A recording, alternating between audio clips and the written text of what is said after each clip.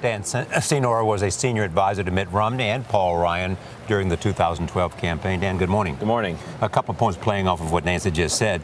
This didn't have to be if there had been a vetting of the speech, or B, if you make a mistake, simply own up early and move on. Yeah, both things are true. Look, most national campaigns have teams of people who literally go over every word, every semicolon in every speech, because when you're a candidate, particularly the nominee, you're not responsible only for your words, you're responsible for your spouse's words, every surrogate, everyone who goes on television, everyone who goes up on that podium.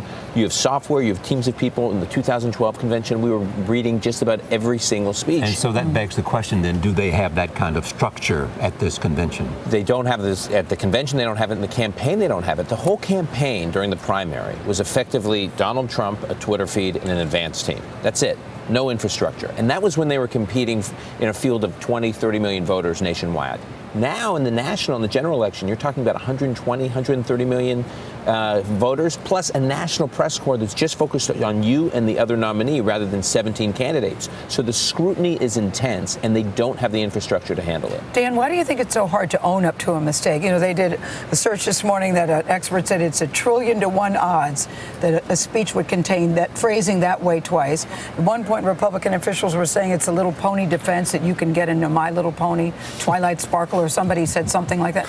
They're coming up with all sorts of excuses and we're still talking about That's the key point. So here we are now, day 2 of the convention. Actually, last night, Donald Jr., Donald Trump's son, I thought gave an impressive speech. We should be talking about that. Instead, because they can't own up to this, they're prolonging the story. Simply say the spirit of Melania Trump's speech is the same today as it was a couple days when this story broke.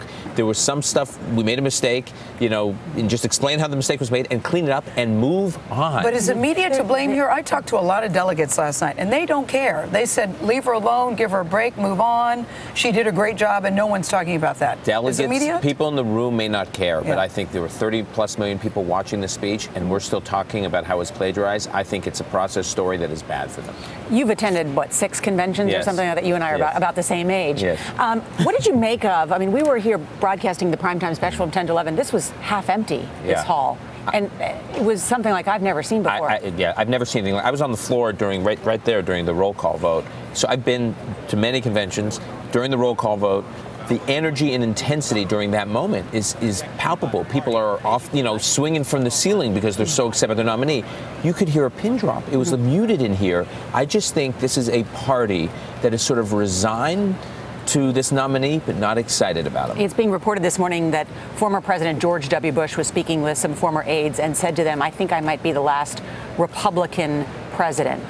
This party is changing. Yeah, I felt that a lot. I felt that here a lot the last couple of days. It does feel like, I hear a lot of people saying, is the party dissolving? Because keep in mind, it is true that the Bushes and the Romneys and other traditional party leaders are not here. And people in the hall say, well, it's a movement, and they're not part of the movement. That we is talk what about I that. say. Okay? But the problem is, Romney only got 61 million votes last time. He still lost. You need at least 61 million voters, more than that, to be competitive, which means you need the people who resonate with the Romneys and the Bushes. Is it significant that there's more mention of Hillary Clinton than Donald Trump? Yes. The way they're trying to frame the campaign, the way they're trying to get Republicans excited is, we know you may not love Donald Trump, but if you don't get behind him, Hillary Clinton is president, so they're just trying to make it all about her. That's the only shot they have. Dan Senor, good to have you here. Thank you so much. Good to see you.